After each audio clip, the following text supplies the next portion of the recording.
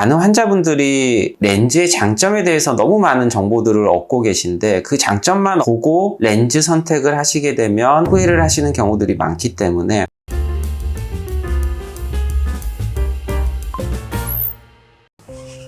안녕하세요. 하얀가의 최현석 원장입니다. 오늘은 또 다른 백내장 재수술 사례를 좀 소개를 해드리고자 영상을 준비를 했고요. 최근에 다초점 인공수정체로 수술을 받으시고 아니면 단초점 인공수정체로 수술을 받으시고 수술 결과에 대해서 만족도가 좀 떨어져서 재수술을 받으러 환자분들이 내원을 하고 계시는 편인데 오늘 내원하신 분도 마찬가지로 레이저 백내장으로 수술을 받으신 환자분이고요. 이전 영상에 저희가 한 특정 렌즈, 지메트릭 렌즈로 수술 받으신 환자분이었죠. 그리고 레이저 백내장 으로 수술 받으신 환자분이었었는데 항의가 너무 많이 들어와서 그 영상을 거의 내려야 되는 수준이 돼서 병원에 대한 언급은 제가 안 할 거고 렌즈에 대한 언급은 저는 할 겁니다. 그래도 안 좋게 제가 얘기를 했었던 부분만 콕 집어서 객관적인 사실을 과장해서 설명을 했다고 신고를 넣어서 저는 사실 렌즈에 대해서는 객관적인 내용만 얘기를 하고 단점에 대해서 좀 얘기를 하는 편이지 장점은 너무나 많은 영상들에 있기 때문에 그 단점을 듣기 싫은 누군가가 신고를 해서 영상을 막 내리게끔 했더라고요. 오늘은 제가 좋아하는 렌즈로 수술 받으셨고 이 환자분이 시너지라고 하는 렌즈로 수술 받으셨고 그랬는데 결과가 안 좋아서 재수술 받으러 내원을 하셨고요.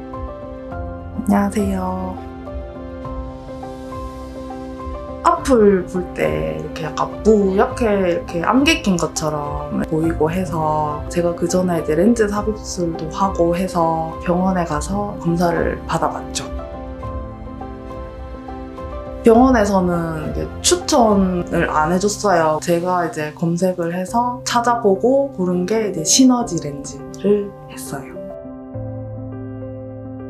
수술하고 나서 시력이 처음엔 안 나왔었거든요. 그래서 이제 의사 선생님한테 얘기를 하니까 시간이 조금 지나면 아니면 건조해서 그럴 수도 있겠다 해서 이제 약 처방도 해주고 일주일 이제 한 달 이렇게 지났는데도 시력이 이제 돌아오지 않아서 또 얘기를 하니까 그건 적응해야 한다 이렇게 얘기를 하시더라고요. 2달째 됐을 때 그때도 안 보인다 하면 이제 다른 병원을 가보자 그렇게 해서 제가 또 유튜브 검색도 한번 해보고 해서 왔습니다. 이런 재수술 케이스를 제가 영상으로 올려드리는 이유는 많은 환자분들이 렌즈의 장점에 대해서 너무 많은 정보들을 얻고 계신데 그 장점만 보고 렌즈 선택을 하시게 되면 후회를 하시는 경우들이 많기 때문에 이런 재수술을 받으시는 분들 결국 백내장 수술을 받으시고 결과에 만족스럽지가 않아서 재수술을 선택을 하는 거고 어떤 점이 만족스럽지 않은지를 설명을 드려야 환자분들이 백내장 렌즈 선택을 하실 때 좀 더 객관적으로 선택을 하실 수가 있거든요. 그런데 좀 도움이 되고자 이렇게 렌즈 종류나 어떤 경우에 이게 불만족스럽고 어떻게 수술이 됐을 때 불만족스러운지를 좀 말씀을 드리려고 하고요. 우선 다시 말씀드리지만 렌즈에 잘못이 있어서 수술이 결과가 안 좋았던 거는 아니고요. 이 환자분 같은 경우는 젊은 환자분이셨어요. 30대 환자분이셨고 과거에 렌즈 삽입술을 받으셨던 분이시고 23년 정도 렌즈를 넣고 지내시다가 백내장 수술을 받으셨고 이제 나이가 젊으시기 때문에 단초점 인공수정체로 받기에는 돋보기 쓰는 거나 이런 부담감이 있으셔서 다초점 인공수정체를 선택을 하시고 다초점 렌즈는 레이저 백내장으로 해야 된다 이런 식으로 해서 레이저 백내장으로 수술을 받으셨고요. 우선 2가지 문제가 있었습니다. 첫 번째는 레이저 백내장 수술이 좀 잘못이라고 하면 또 신고 들어올 것 같아서 레이저 백내장을 앞으로 수술을 받으실 때는 이렇게 받으시면 안 된다라는 거 첫 번째. 두 번째는 다초점 인공수정체로 수술을 받으셨는데 난시가 꽤 많이 있었던 분이거든요. 백내장 수술할 때는 항상 각막 난시를 우리가 따진다 그랬죠. 그래서 그 각막 난시 수치를 보면 EDF터 초반대로 나오기 때문에 이분 같은 경우는 난시 교정이 꼭 필요한 상황이었습니다. 그래서 난시 교정용 렌즈로 썼는데 난시 교정용 렌즈로 수술을 받을 때는 난시의 각도가 정확히 일치가 돼야 돼요. 이 환자분의 눈에 있는 난시의 각도와 눈에 들어가는 이 인공 렌즈의 난시의 각도가 정확히 일치가 돼야지만 난시 교정 효과를 100% 누리실 수가 있습니다. 교정용 렌즈가 눈 안에서 좀 틀어지게 된다 그러면 시력이 떨어질 수가 있죠. 이전 영상에서도 이것도 설명을 해드렸었지만 1도 틀어질 때마다 3% 정도의 교정 효과가 감소가 된다 그랬었죠. 그래서 이분 처음 내원하셨을 때 이제 보면 난시축은 3도에서 4도 사이에 되어 있어서 렌즈는 93, 4도 정도로 렌즈가 들어갔어야 하는데 실제 처음 내원하셨을 때 그때 당시에 렌즈의 각도가 110도 정도로 약간 틀어져 있었거든요. 보통 다초점 렌즈로 수술을 할 때는 가장 중요한 것 중에 하나가 결과에서 근난시, 원시 이런 게 안 잡혀야지 가장 결과가 좋다라고 볼 수가 있는데, 근시, 원시가 안 잡힌 거는 좋으나 난시가 좀 허용 범위 이상으로 많이 잡히고 있는 상황이었고, 그로 인해서 시력이 좀 떨어지고 있는 상황이었었거든요. 그래서 뭐가 문제인지 하고 이제 산동을 해서 들여다봤더니 실제 눈에 있는 난시의 축과 눈에 들어가 있는 렌즈의 난시의 축이 맞지가 않았던 거죠. 110도면 17도 정도가 틀어진 거죠. 17도가 돌아가면 50% 정도의 난시 교정 효과가 떨어지는 거죠. 실제 난시 교정이 돼야 되는 거의 절반밖에 안 된 거죠. 난시 교정이 원래는 2디옵터 초반 정도가 교정이 됐어야 되는데 그 중에 절반만 교정이 됐으니 수치가 한 1디옵터 초반 정도로 난시가 남아있는 거고, 저거를 교정을 해도 1.0까지 시력이 올라오지는 않았어요. 또 다른 문제가 뭔가 하고 들여다봤더니 이번에는 레이저 백내장을 했던 게 이제 문제였었던 거죠. 레이저 백내장을 수술을 할 때 이제 단계가 한 가지가 있죠. 그 중에 수정체 전낭절개라 그래서 수정체의 껍데기 캡슐 앞쪽 부분을 동그랗게 이렇게 따는 과정이 있습니다. 그 전낭절개를 할 때 보통 눈에 들어가는 인공수정체는 광학부랑 지지부 두 가지로 나눠지게 구조가 되어 있거든요. 여기 보시면 가운데 광학부가 있고 주변부에 지지대가 있는데, 그 전낭절개는 기본적으로 이 광학부보다는 사이즈가 약간 작게 돼야 돼요. 대부분의 인공수정체들은 가운데 광학부가 6mm 정도로 동일하거든요. 그래서 약간 작게 한 4-5mm 정도가 돼서 결국에 수정체 낭 안에 인공수정체가 들어갔을 때 수정체 낭의 뒷면과 앞면이 시간이 지나면서 유착이 되게 되는데, 유착이 될 때 전낭절개가 이루어진 그 경계면은 뒷면과 바로 붙지 않고 인공수정체의 광학부 부분의 끝부분에 걸려서 앞면의 수정체 낭과 뒷면의 수정체 낭이 완전히 유착이 되지 않도록 하는 게 가장 기본적인 수술 방법이고요. 그래야 인공수정체의 위치가 가장 정확히 우리가 예상을 했었던 자리에 자리 잡을 수가 있고, 인공수정체가 기울어진다거나 하는 것도 없어서 예상했었던 눈의 도수 그리고 시력을 얻으실 수가 있습니다. 근데 이 환자분의 눈 상태를 사진을 보시면 여기 보이는 인공수정체, 이 가운데 커다랗게 이렇게 인공수정체의 광학부가 보이죠. 그리고 자세히 보시면 동그란 선이 또 하나가 여기 보일 텐데, 이게 전낭절개를 해놓은 경계 라인입니다. 이 경계 라인을 보시면 12시 방향부터 오른쪽 그리고 9시 방향까지는 수정체의 광학부보다는 안쪽에 있는데, 9시 방향부터 12시 방향 사이에는 수정체의 광학부보다 더 밖으로 나가버리게 되죠. 그래서 결국은 이분은 수정체 낭이 앞뒤가 9시부터 12시까지는 완전히 유착이 되어버린 상황이었고, 나머지 부분은 인공수정체에 의해서 이렇게 막혀있는 상황이었습니다. 유착 이런 거 얘기는 그 전 병원에서 못 들었고요. 유착이라는 거는 이 병원 와서 알았어요.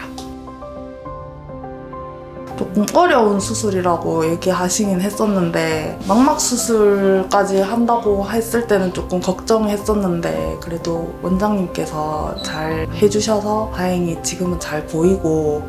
보통 이제 이런 식으로 인공수정체 광학부가 한쪽이 커버가 안 되는 경우에는 보통 근시화가 조금씩 진행이 되거든요. 그래서 이분 같은 경우에 만약에 이렇게 난시 교정 효과가 떨어져서 난시가 좀 남았고 인공수정체가 제자리에 들어갔었다라고 한다면 아마 원시 난시가 같이 잡혔을 눈인데, 인공수정체가 약간 눈 안에서 기울어지면서 근시화가 되고, 그로 인해서 눈에 원래 잡혔어야 될 원시가 안 잡히게 되고 난시만 남고 있는 상황이었었고요. 다초점 렌즈는 특히나 인공수정체의 위치나 그 자리 잡은 모양의 시력에 영향을 많이 주는데, 인공수정체가 약간 기울어지게 되면은 이 남아있는 난시를 안경으로 교정을 해준다고 하더라도 정상 시력까지 교정이 안 되는 경우들이 있죠. 그래서 이분은 정상 시력이 안 나고 0.8까지밖에 교정이 안 되고 있는 상황이었었죠. 이제 수술 받으신 병원에서는 이 정도면 오차 허용범위다라고 설명을 들으시고 뭐 그냥 지켜보셨다고 하는데, 사실 목표 있었던 난시 교정량이 절반밖에 안 됐는데 이걸 오차 허용범위라고 얘기하기는 저는 무리가 있다라고 생각을 하고, 난시축을 맞춰주는 방법으로 하실 거를 좀 권유를 드렸었고요. 그리고 두 번째로 전낭절개가 저렇게 되어 있어서 인공수정체가 좀 기울어지지 않도록 하는 방법으로 수술을 해야 되는데, 새로운 인공수정체를 넣는다고 하더라도 이미 수술이 저렇게 되어 있어 버리기 때문에 또 나중에 인공수정체가 기울어질 가능성이 있었거든요. 환자분과 다시 상의를 해보고 나서 약간 인공수정체가 기울어지더라도 시력에 영향을 좀 덜 주는 종류의 인공수정체로 교체를 하기로 계획을 했었습니다. 이분은 수술 받으신 지가 2달 반에서 3달 사이 정도 되는 시간이 약간은 흘러 있었던 분이라서 안쪽에 수정체 낭들의 유착이 어느 정도 진행이 되어 있었고요. 실제 수술하는 과정에서 유착은 다행히 뻑뻑하기는 했지만 잘 풀렸고요. 실제로 눈에 들어있던 렌즈를 완전히 제거를 하게 되면 수정체 낭만 남아있는 모습을 보실 수가 있는데, 약간 아쉬운 거는 레이저 백내장을 할 때 이 수정체 낭의 위치와 사이즈를 설정을 할 수가 있는데, 보시면 홍채랑 수정체 낭의 위치를 봐도 이게 중심이랑 안 맞는다는 걸 아실 수가 있을 거예요. 원이 있고 홍채랑 보통은 수정체랑 이게 잘 맞기 때문에 수정체 전낭 절개를 하는 이 위치를 홍채랑 같은 중심으로 잡고 해야 되는데 약간 위쪽으로 쏠려 있는 걸 보실 수가 있죠. 인공수정체가 들어갔을 때 위쪽 부분에 이 전낭 절개가 인공수정체의 광학부 밖으로 범위를 넘어서 버리는 거고요. 만약에 이게 좀 넘어설 것 같다라고 확신이 들지 않을 때는 자르는 전낭 절개의 사이즈를 좀 줄일 수도 있거든요. 세팅 수치만 바꾸면. 레이저 백내장을 할 때 그렇게 했었으면은 그래도 조금 더 결과가 낫지 않았을까 싶기는 한데, 이게 이제 조금 아쉬운 점 중에 하나였었고요. 또 다른 다초점 인공수정체를 넣게 되면 전낭 절개 때문에 인공수정체가 기울어지면서 또 다른 시각적인 불편함이 생기실 수가 있어서 두 번째 렌즈를 이제 새로 넣을 때는 아이엔스 렌즈를 집어넣게 됐습니다. 항상 이 아이엔스 렌즈를 제가 재수술할 때 가장 많이 사용하는 렌즈로 추천을 드리는 이유가, 재수술할 때는 결국은 도수가 잘 맞는 게 가장 중요하고 결과의 예측치가 가장 중요하거든요. 근데 아이엔스 렌즈는 결과에 대한 예측치가 굉장히 정확하고요. 장점과 단점이 굉장히 명확합니다. 그래서 수술 전에 이럴 수도 있어요, 저럴 수도 있어요, 이 정도로 설명을 하는 게 아니고, 장점은 좀 명확히 이런 게 있고 단점이 명확히 이런 게 있으니 이런 단점은 감안을 하시고 수술을 하시라라고 말씀을 드리면 거의 일치를 하기 때문에 환자분들이 수술 결과에 대해서 만족을 대부분 하시는 편이고, 두 번째로 도수가 좀 정확해야 되는데 가장 중요한 것 중에 하나가 난시 교정이거든요. 이전에 저희가 영상 올려드릴 때 아이엔스 토링 렌즈 난시 교정률이 굉장히 좋다라고 말씀을 드렸었고, 이 환자분들한테도 제가 마찬가지로 난시 교정용으로 아이엔스 토링 렌즈를 추천을 드려서 수술을 진행을 하게 됐고요. 인공수정체를 바꾸고 나서 눈 상태를 보시면 단초점 모양의 인공수정체가 들어가 있는 걸 보실 수가 있고, 여기 마찬가지로 점선이 있거든요. 인공 렌즈의 난시축을 표시를 해주는 건데, 이제 수술할 때 표시를 해놨었던 파란색 선과 일치가 되게 정확히 위치가 됐고요. 약간 아슬아슬하기는 하지만 여기 이 위치를 제가 약간 안쪽에서 잡아서 전낭 절개가 수정체의 광학부를 좀 커버할 수 있도록 약간 위쪽으로 밀어 놓기는 했거든요. 그래서 이제 수술 마칠 때는 인공수정체가 커버가 되는 정도로 했는데, 아마도 이거는 이제 수정체낭이 유착이 되면서부터는 벗어날 거라고 저는 예상을 하고 있습니다. 난시가 이렇게 좀 있는 환자분한테서는 잘 맞춰주지 않으면 좋은 렌즈를 써도 결과가 안 나오는 경우들도 있기 때문에, 난시 교정용 렌즈로 수술을 하시고 나서 좀 시력이 안 나온 경우에는 이게 잘 맞는지 한번 좀 확인해 보시면 좋을 것 같고요.